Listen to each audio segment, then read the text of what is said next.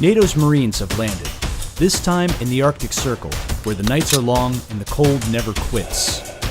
Their mission, to push back a simulated attack on Norway and prove their ability to keep our people safe by defending every inch of Allied soil. But as these Marines are about to find out, the Arctic is unlike anywhere else in NATO, and it will push them to their limits.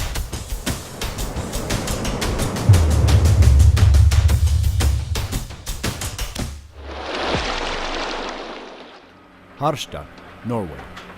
In the bitter cold of the winter morning, Marines from the Finnish Navy's Nyland Brigade haul their gear onto the US Navy ship Gunston Hall. This will be their home as they put their skills to the test during NATO's largest collective defense drills in decades, Steadfast Defender 24. The Gunston Hall is a big ship, but that doesn't make it easier for the Finns and their bulky rucksacks. Moving to their quarters requires a bit of multinational teamwork. I got you. It's way harder to navigate than I thought. It's pretty cramped. On the first impressions, we have too much stuff.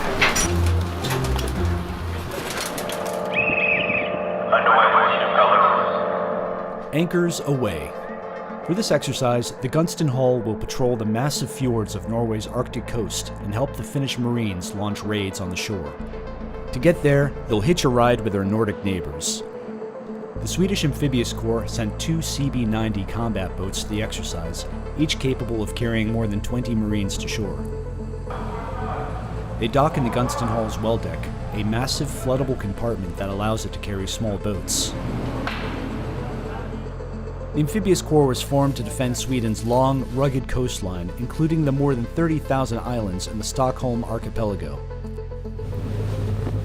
Now, they're learning how to apply their specialized skills to the collective defense of NATO allies. So what's distinguishes a Swedish Marine is that since we operate so dispersed, we can operate by ourselves for a long period of time in pretty harsh environments. But what makes a Marine? Amphibious troops all over NATO take pride in being able to cope with the toughness of their job.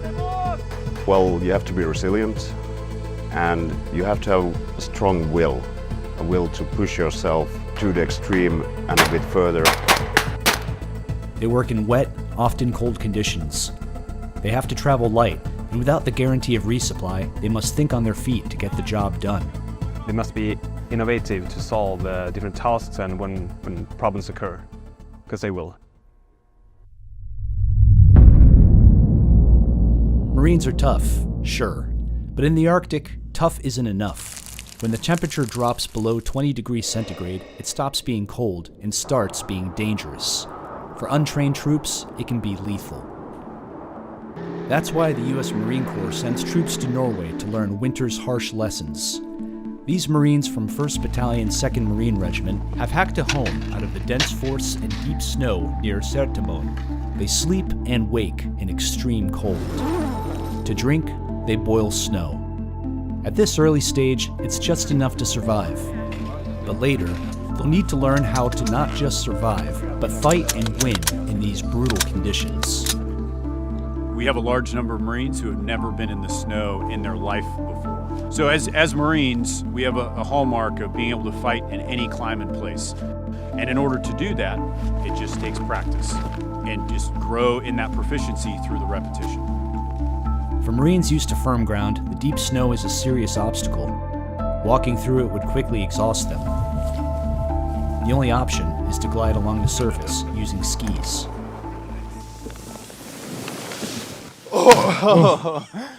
Easier said than done, perhaps. The falling's all part of it. Just learning the right ways to fall and then the best ways to get back up after you fall is very important. Hard part about being in the Marine Corps and skiing is you have to ski with the main pack and your weapon. So teaching the guys now the basics without all that helps just the building block approach. They're picking up very fast, and I'm really happy with what I'm seeing. Out here, the Marines need a reliable source of food, fuel, and ammunition. Getting it to them, though, can be a struggle. What we're seeing right here is the offloading of a resupply that comes in every couple of days. So that's the biggest challenge is just the sheer amount of logistics that's required to sustain. Everything gets doubled out here and it's significantly more complex. The cold exhausts not just the body, but the mind as well. Eventually, your willpower breaks down, despair creeps in, and thoughts turn from accomplishing the mission to saving yourself while you still can. The Marines call this going internal. To stop this from happening, they rely on their greatest resource, each other. At least for us, we just kind of joke around with each other, kind of poke and prod with each other, share stories, and the spirits up and the motivation, kind of let anyone break off. In the Marine Corps, have you ever done anything this hard? No, not really. I personally think this is my hardest training op I've ever done. No.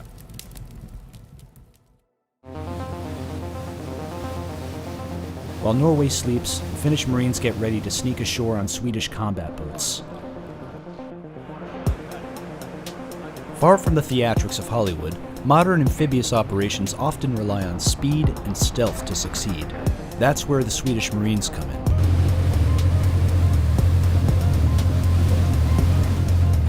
The Combat Boat 90, or CB-90, cuts through the Norwegian fjords like a knife. With a steel-reinforced hull that can grind against the rocky Nordic shores, and enough gun mounts to handle any threats on the beach, the CB-90 is an apex predator in its natural environment. It's like driving a sports car. It's the best work I could imagine.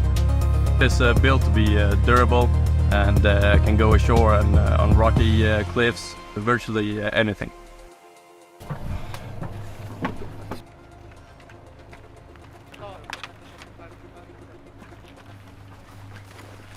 So how was the ride? What? How was the ride? It was good. Fair enough.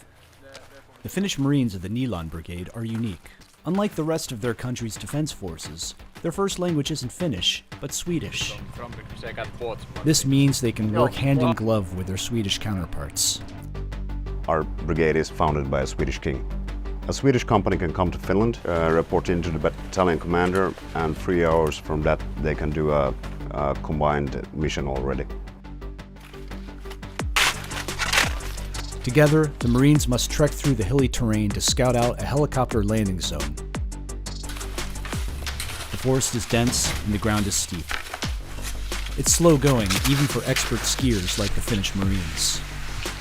The thing about Finns is we all more or less grew up on skis, but yeah, I'm a bit scared to climb the biggest hills here because it's quite different from Finland. Finland is very flat, so.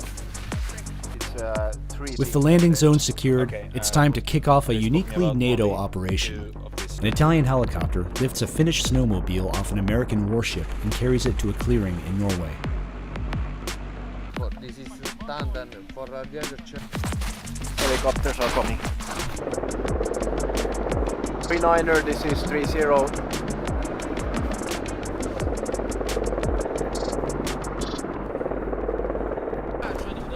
This snowmobile will make their lives much easier as they push further inland. Meanwhile, the Swedish fire control team decides to get a head start on NATO integration. They meet up with the Italian Marines from the San Marco Brigade, who have landed nearby and are practicing calling for artillery fire from an Italian warship. Delta, this is Juliet uniform, fire mission. Fortunately, the Swedes are already familiar with Alliance tactics and procedures. Say for instance in a future conflict, being able to fire with different countries, just the one that is on station in that area at that time, is making us 100 times more dangerous for a possible enemy. It's always nice to hear different countries' voices on the radio and knowing that you do basically the same thing already. So you don't need any pre-training, just get right into it.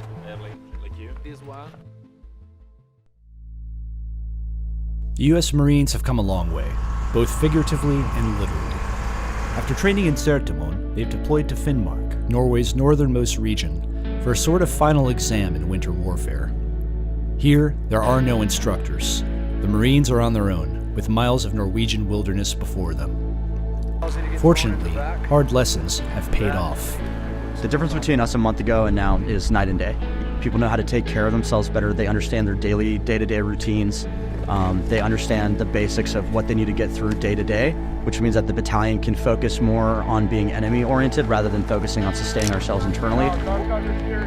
Being able to move in this challenging terrain is one thing. Being able to fight is quite another. The deep snow slows the Marines down, and in this mostly featureless landscape, there's little cover from hostile fire. To prevail, the Marines need to be fast and aggressive. Being able to operate in an environment like this truly makes us capable of operating in any climate and place, which provides more options for our decision makers when they need the military to respond. As these young Marines and sailors get to work side by side with the Norwegians, with the Finns, with the Swedes, their own confidence in just how good these allies are continues to grow.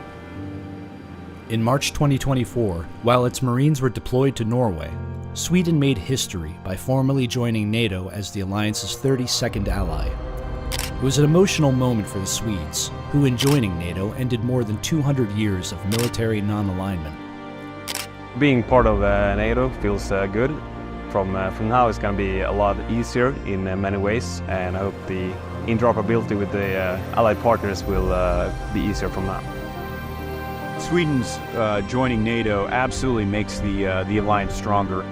I can tell you they are highly competent, they are very skilled, and they share our values and our kind of collective ethos that goes into our operations. The Nordic countries are now united under the banner of collective defense. At a time when European security is threatened by a major conflict, NATO's Arctic Marines must stand ready to defend the alliance, no matter the time or place.